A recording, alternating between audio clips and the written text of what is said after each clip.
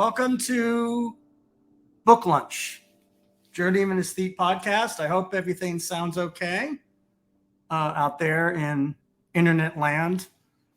This is that's sort of the theme song I wrote about a year or so ago for this show, and I kind of sometimes like to play it when I'm sitting in my chair this side of the home that I do shows from. And today I'm going to do something a little bit different in the sense that I'm going to discuss a more complex work of nonfiction. And I hesitate to describe it as such. I don't know. I would call it historiography rather than history. I've always been much more interested in historiography. I mean, when I back in the 80s through early 90s, I studied, I had some mentors and teachers in liberal arts, and the thing at the time, of course, with the new theories and all that, and certainly people like haydenwhite, who I'll be getting to in a second. I have a clip of haydenwhite who passed recently. And these were a group of folks who, similar to Foucault, who I've been talking about recently on the podcast, who were trying to, I guess, to put it in a simple way, hopefully not simplistic, simple, do something very different. Look at the past in a different way. Look at the present in a different way. And there's a lot to be said about that. But today's book is Moved by the Past by Eelco Runia, who is a scholar from the Netherlands. And this book is about 10 years old, maybe more. I think it's from 2013. So it's very much a book of its moment, in that moment, coming out of Europe. It also has some ideas in it that could certainly apply to today, as we'll discuss. So I want to. I'm not quite sure really how to proceed, again, because of the difficulty of the book. I'll try to make it a little bit more approachable, relatable, even, dare I say, accessible, without losing the eloquence and scholarship and interest of what his project is. So this is the book, Moved by the Past. Now, I'm going to start off with something a little bit more visually interesting, rather than me sitting in this chair, even though this is where I do some of my shows here and I do music here and things. Little clip of haydenwhite at the very end of his life, discussing. He's in a forum responding to Runia, actually, at Berkeley University, in 2000 and I don't know, is it 12, 13, something like that, long time ago, right? And this is to get his taste of haydenwhite, who was a great scholar. Here, put this up here. There's haydenwhite. Tears in the fabric of history. Is that it? Or tears? Tears and tears. The fabric of history. Michael Roth says, a lot of people live with their past without any problem whatsoever. A lot of people, in fact, the majority of people live with their past or come to terms with it and get on with the work, everyday work of getting to the cocktail hour or whatever your telos is for the day. Now, I think we should have to I think that in a field like history, which knows, the practitioners of which know what they're doing, they know how to do it, they know what counts as a good job and what does not. In other words, it's a profession. It's been professionalized. In a field like this, you don't get many revolutions. Ever so often on the periphery, someone will come in from literature and say, Silas Marner really tells us more about the 19th century than, and therefore literature. Or Now that's kind of an inside joke on himself, because Hayden-White was one of those innovative intellectuals that brought in a lot from literature to the study of history. I mean, Hayden-White, I have his book here, The Content of the Form. Now, we hear a lot today about content, pro and con, and content is used a little bit indiscriminately to describe all sorts of things. Folks that watch my show regularly will know that I'm in part a formalist. I don't think there's a word for a contentist. I don't know what identity would be of somebody that privileges content, as opposed to people like your host who are form oriented. And of course, it's not quite always accurate a distinction, but it's useful in certain respects. But Hayden-White, was starting to write meta history. That's his book, Meta History, which I read back in the 80s. And he was talking about history, but talking about irony and tropes. Tropics of Desire is one of his books.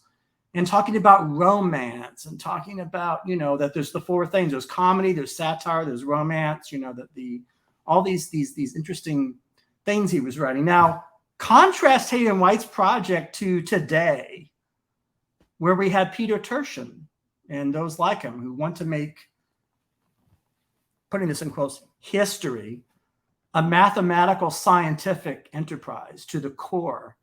And you read their stuff, it's just graph after graph after graph, and number crunching, and this, population analysis and all this stuff. And that's kind of been in for some time now. Very different than the aesthetic orientation of a Hayden-White or Eelco Runia. And, there's a picture of him here. I think we're going to dive into this book. Now, I don't know, again, when you're dealing with a text like this, even though it's a thin volume, if you know, some of the books I've been doing recently have been kind of long, they're big. They're books like this, they're like, they're what they call doorstop books. And this is a thinner volume, I suppose. But I'm trying to, he starts off his book with 10 theses.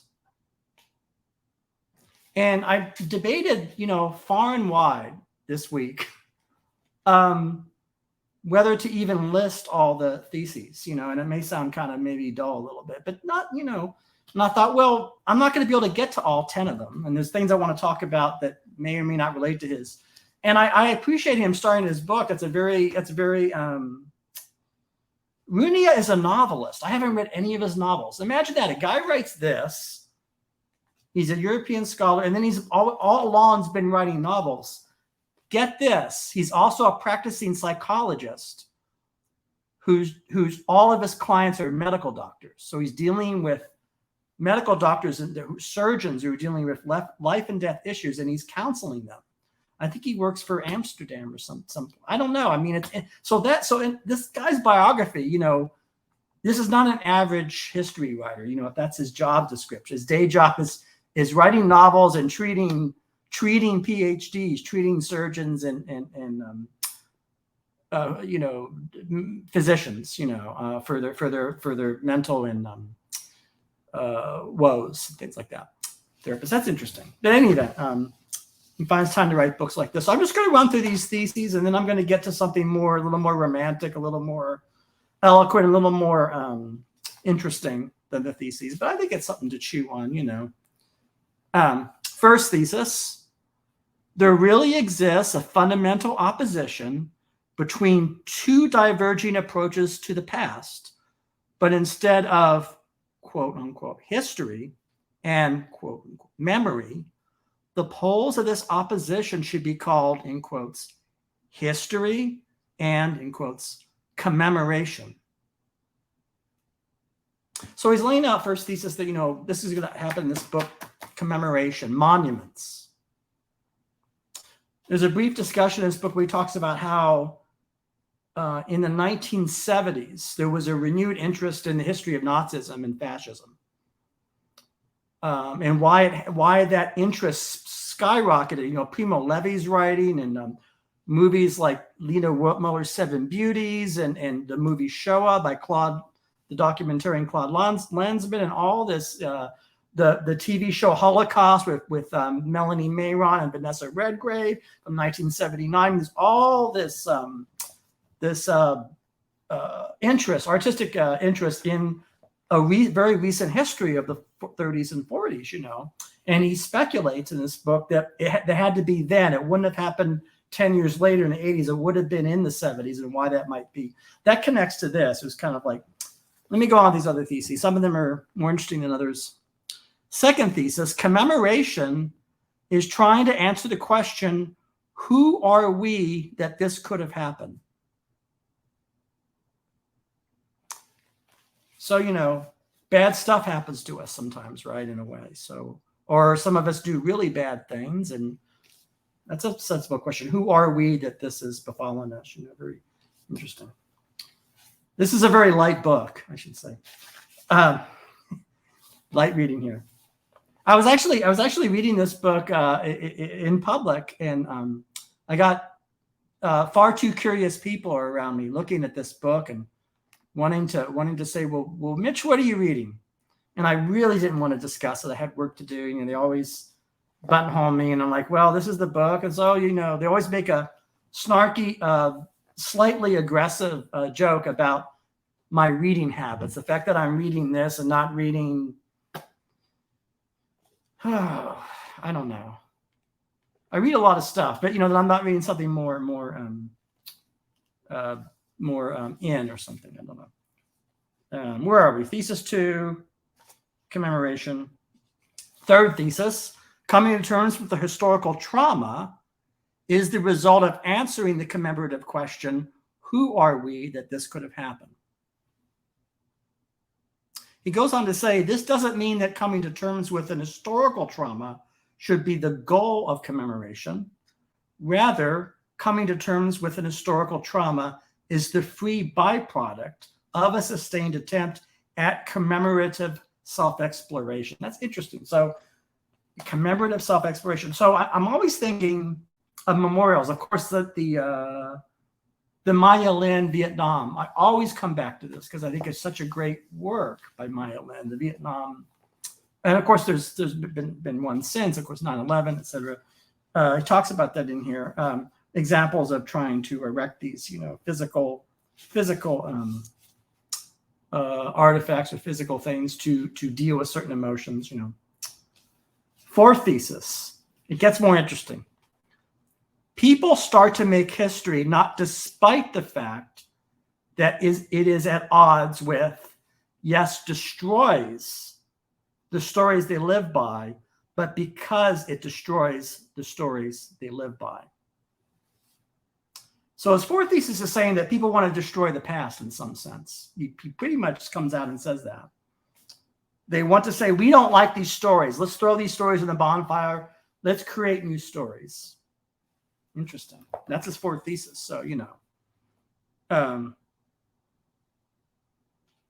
Fifth thesis. The more we commemorate what we did, the more we transform ourselves into people who did not do it. So again, he's having a little fun with this. I think he's being a little more, you know, I acted, but I did not act. In other words, you know, it's kind of like it's a concept Thomas More discusses. Thomas More says that the more you do something, the less you do it, or it's similar to like trying to, I suppose, the more you force something, it's precisely you're guaranteeing that it won't ever happen because you're forcing it. It's a little bit like that maybe. And he's not, you know, he's not passing any judgment. He's not saying don't commemorate. He's just saying that, you know, he says it very clearly. He says the more you commemorate, you are looking at yourself as a witness, rather a witness no longer in participation, no longer sort of creating a distance. More positively, I guess this is a psychologist in him, so you can get a handle on things in a way. And so you can look at it and then be done with it and move on. It's a very American Americans love to move on. They're very future oriented. They're like, well, look at the past to see the past in a correct way, and then go forward. That's not Runia is not really his thing. I should say really, but that's it there. The more people do not do it. Sixth thesis: the focus of our desire to commemorate is prefigured by generational issues. So prefiguration is a word from Haydenwhite. Haydenwhite uses it a lot, and for Haydenwhite, it's pejorative. It's sort of prefiguration is like fill in the blanks history. It's prefigures, like cycles. We have downturns and upturns. That's the classic prefiguration. Or, you have democratic societies and oppressive societies. And it's kind of like the weather, right? Seasons. You kind of go in and out of these things. And these are ways of trying to see patterns or create patterns that may not be there. It may fail to capture adequately what really happened, right? So prefiguration. But he says it's generational. So I guess that's we Xers, the boomers, millennials, Gen Z, Gen Y, silent, issues between generations. Yeah, I guess so. It's part of it. That's what he says. Seventh thesis: commemorating from scarcity of memory springs from ontological homesickness and is a manifestation of a desire to get into contact with the numinosity of history. Now that's a mouthful. I'm going to read that again. Ontological homesickness and is a manifestation of a desire to get into contact with the numinosity of history. I mean, that's beautiful. I mean, that's a thesis. Right? There's no, you're not going to see, in a popular biography of John Adams, or not the composer, but the politician guy, American, or Stephen Sondheim. I actually ordered the new biography of Stephen Sondheim. That book will not sound like this, won't have language like that. And it'll be more, Sondheim, went to his lesson with Oscar Hammerstein, and he's, I'm trying to work out this chord or the lyric, or what did you do there on Flowery Drum Song? And, and how do you have the character express lost love or something? That's kind of the thing. And Sondheim loved mathematics. He was a math fanatic. It's interesting to think about that, in light of his work. I think he said he almost went into mathematics had he not written West Side Story or something. That's kind of strange, huh? Eighth thesis. We're almost done. We're almost to 10. Every now and then we create new paths for ourselves by committing fresh original sins, by fleeing forward in horrendous, sublime, in short, historical, quote, acts of people, unquote. Let's see. He says, this is a rather distressing thought. Can it be that the First World War was a consequence of having consumed the future with which the French Revolution had provided us? Interesting. Ninth thesis. Commemoration is not, as Platonists like Nora think, and he's referring to an historian named Nora, wrote a book in the 80s. I don't want to get down that rabbit hole of who that is.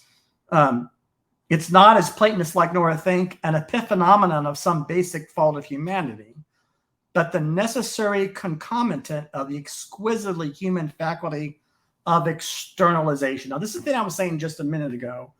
You look at yourself on the outside, you externalize to get a handle on something. I think it's kind of, Now, there's a great, really great scholar, Vico, Giambattista Vico, writing in 1720, wrote a book called The New Science in 1720. That book was a major influence on Isaiahberlin, and he comes up a lot in this book. And one of the things Vico talks about is the difference between truth and certainty. And truth is sort of like, I may not do disservice to Vico, but it's sort of like something like, well, Vico was responding to Descartes. He didn't like Descartes, like a lot of folks didn't then. Thought Descartes was faulty, right? And part of Vico's here's Vico's take on message. Vico says that humans can understand humans, but not much else. It's sort of like we can understand, as he puts it, things that we made because we made it after all. And he says you can kind of get a handle on that. But he says, as far as the rest of it trying to go beyond that, Vico says you can't really do that. That's not as possible. And that's the kind of interesting boundary that he created. And he was very influential on many scholars and still today. And when he talks about science and new science, he's talking about responding to, Newton and all these things happening. That's a very much a 17th century, late 17th century, early, 1680 through 1720 kind of thing, what they were interested in back then, those cats. So we finally come to 10, and 10 is, by burying the dead, we create not our future, but our past. So we're always trying to create the past we want or the past we'd like, either ethically or aesthetically. That's one reason why there's so many damn reboots in popular art. Reboot after because somebody doesn't like the original version. It's like that original version doesn't speak to younger people today. We must use the same title, but make the movie over and over and over again. It amazes me. I look up a movie. I don't know. I just the other day I was looking up a movie from 1987. Of course, it's been remade twice. I don't remember what it was. And there's a 2013 version. So in popular entertainment or fiction or dramatic art, that's a similar function. That's a way of trying to create a past that's usable by some of us. Now, it doesn't speak for me necessarily, but a lot of people. It's like, well, it kind of reminds me a little bit of the show Wicked by Stephen Schwartz. And I had this long passage in a blog post that I excised where I talk about, the relationship between Bob Fosse and Stephen Schwartz because of Pippin. Stephen Schwartz wrote Pippin and Godspell, and how in Wicked, he's kind of wrestling with the Wizard of Oz and trying to tell a more feminist or female-centered story about witches and Wicked and all that. And there's that project. I don't know what made me think of that, but actually the Stephen Schwartz and company in creating the pop musical Wicked are creating a past. They're creating like a different Wizard of Oz in a way, or a different vision of adolescence or something, or this or that.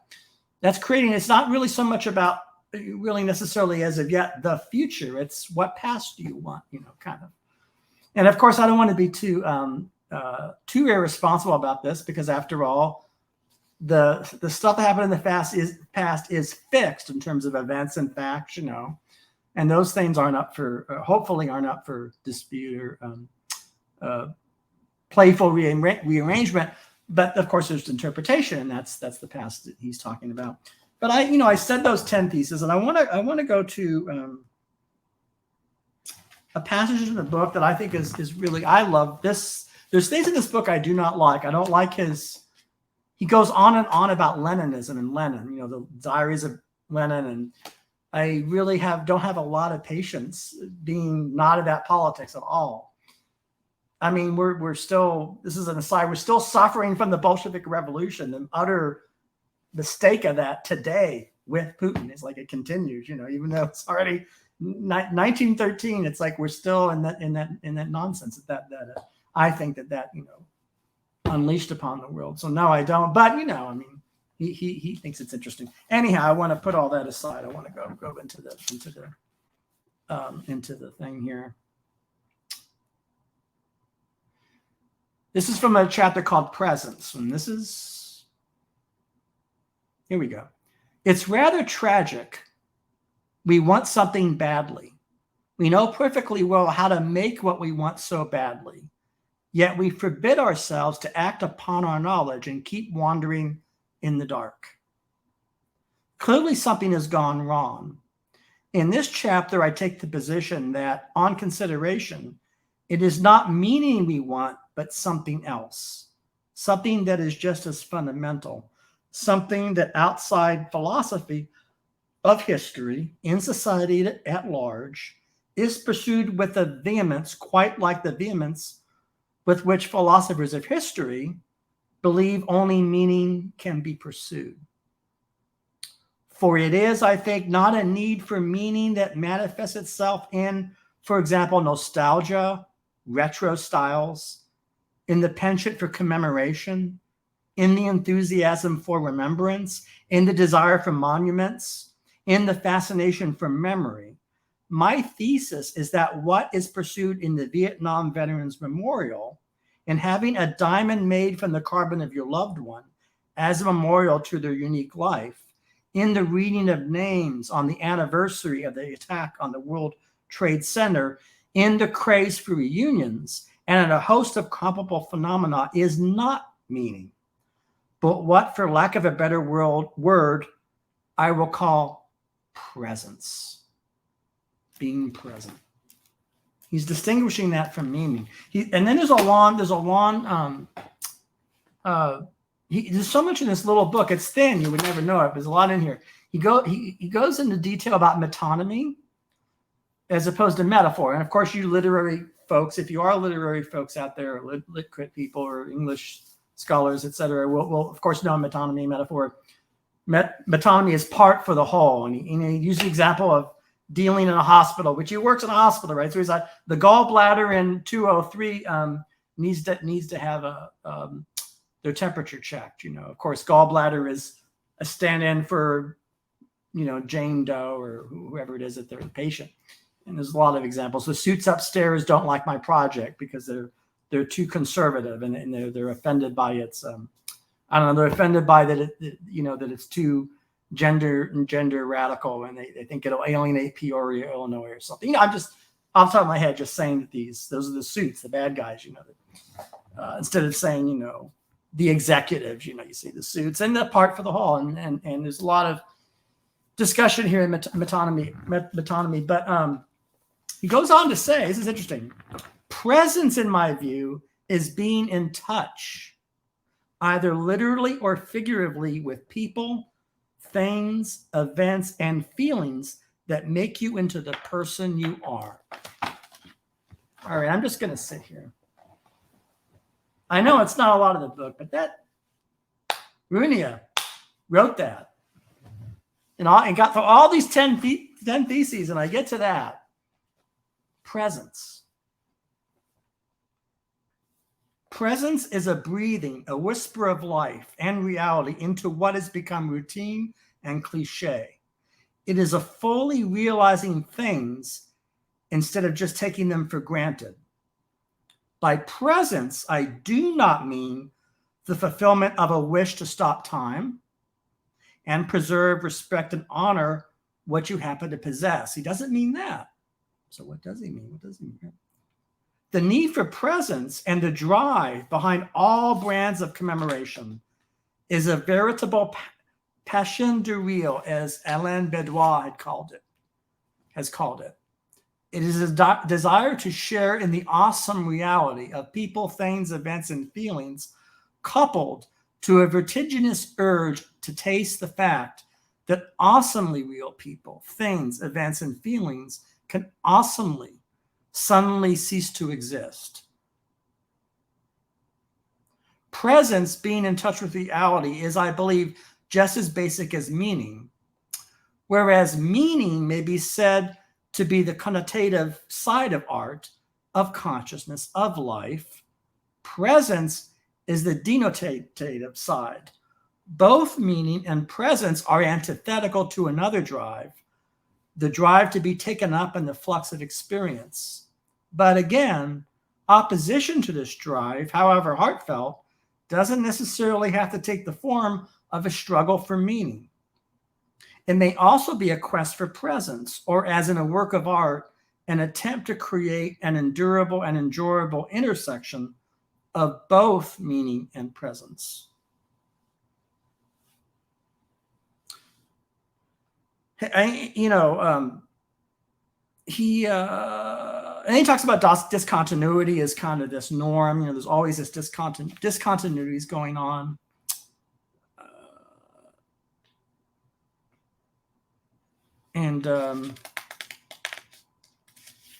Discontinuity might best be conceived as our being surprised by ourselves. So there's a phenomenon where, you know, he in this book describes how we're taken surprised by something. We're shocked by this. These events happen, these public events, these notorious events, these infamous or famous events, right? Known events, water cooler discussion events. These things happen, and we say, well, we're blindsided by these events. We take our magnifying glass, we look at the events and say, well, see, this was the most natural result of everything that came before. We knew it all along. Now, this is a kind of a little bit of a self-deception, I think. You know, it's kind of like creating a narrative where you sort of make something that seems strange and say, well, you know what? We've been lying to ourselves. We should have seen this coming.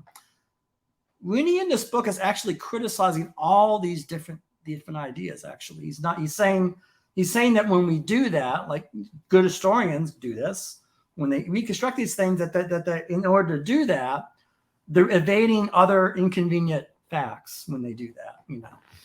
And, you know, I don't think I'm doing justice to his book, but I'm trying. Again, bear with me. I read the 10 theses, and I've got some of the better part of the prose, you know, in here. And you know, it's kind of like a reconstruction where,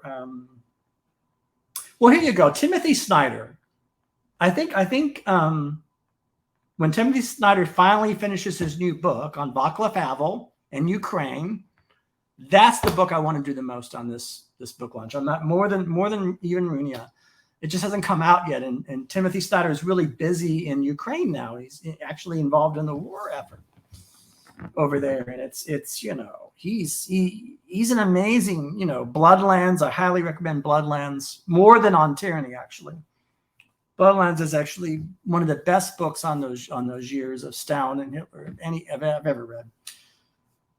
Timothy Snyder says two interesting things. Last week he said this. He said he thinks that values are real like rocks are real. And some wag in the audience said, do you mean Led Zeppelin rock is real?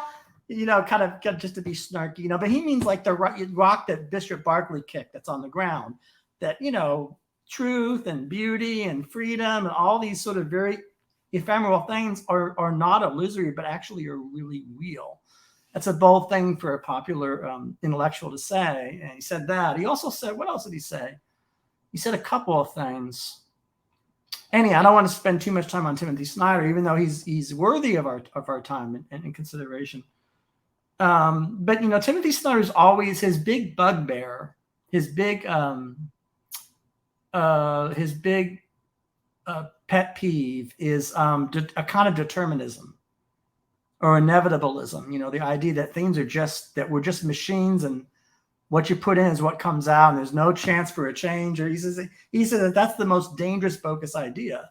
I think he calls it a nihilistic idea, and the idea that, you know, I think that Timothy Snyder wants to make a claim for freedom. Well, he's very specific because he actually likes positive freedom and you know, the notion of freedom, Ukrainians making their own freedom, you know, and so on. That it's not a deterministic thing, that, you know, tomorrow could really be different from today if we want it to be sufficiently different, you know, and that it's up, you know, and it's not like you know, a situation. It's not like a tube of toothpaste. You know, you push the tube and toothpaste will come out. You know, it's just that's kind of it. You know, that our lives aren't like that. And I kind of like that insight from Dr. Timothy Snyder. I'm trying to find some other parts of this book that might be interesting.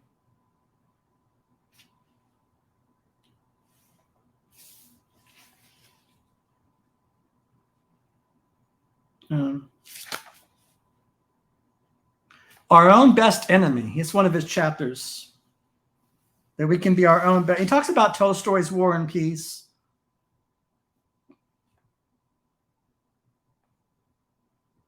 You know, because Tolstoy's War and Peace was such a big influence on Isaiahberlin, because Isaiahberlin, the hedgehog and the fox, you know, he says that Tolstoy there's an inner contradiction. It's a wonderful contradiction in Tolstoy between wanting to be scientific and truthful about history. At the same time, Tolstoy's feeling that the humans are mysterious, or again, non-deterministic, not predictable, thus making us a little bit more slippery than a mechanistic science, science of history. And that's of course, that's a theme, big theme in War and Peace. And so I just wanted to mention that too. And so he's also one more thing. He's responding to different kinds of histories of the past. So he says there's these two groups of historians. Most historians seem to believe that such a thing as the past exists. Of course, if you ask these historians straight away, they will admit that no, the past is just a thing of the past. It doesn't, in that sense, it doesn't exist, right? The next moment, however, you can hear them talk happily about their, or at least probable, relationship with the past. That's in quotes. And there's no escaping it. If you define yourself as having a relationship with something or someone, you thereby indicate that you believe that that something or that person exists in a way that is on par with the way you think you yourself exists. So that's, and then he says there's another group of historians, a much smaller one, I believe, and a group in which philosophers of history are heavily overrepresented. Folks like this guy, Haydenwhite, I think, who assert that the past does not exist. The historians belonging to this group maintain that the only remnants of the past that survive into the here and now are traces and inscriptions, papers and documents, pictures and footage, bytes and pixels. The venerable things, in short, that are designated by a remarkable metaphor, the metaphor of sources, source material, so snapshots. Yes. And then he goes on to say, both these groups are wrong. They're both wrong. These people think this, but I'm here to say, Runia is here to say, that they're both, it's yet something else. And that sense of, I'm trying to create an original book. We're moved by the past. That's what drew me to this book. It might be one of the shortest books I ever cover on this book lunch, I think. Well, no, I'm actually, maybe there's a couple I've done that the book I did about Wanda and Barbarella was really short. It was a really beautiful, short, small one. But this is one of the, but he packs a lot of punch into this book. So I don't think I have much more to add to these proceedings. I know that October's upon us. I will be 56 in a few weeks, which is insane in a way, and perhaps it's something to welcome. Of course, we lost Dianne Feinstein this week, and it's funny. I was been reading some things about her, some eulogies, and in a way that connects to this book. People commemorate her years of public service and Harvey Milk and queer history in San Francisco and all that. And that's a major thing. But I'm going to be talking to a novelist this Monday and recording that. I'm looking forward to that. And I'm going to stop there. I think I've done what I can with Runia, at least in the context of this particular discussion. And I hope all of you have a decent weekend. And I'm sure I forgot many important things that I prepared for this book lunch that I forgot to say. But that's what I got this think cup for. This yeah.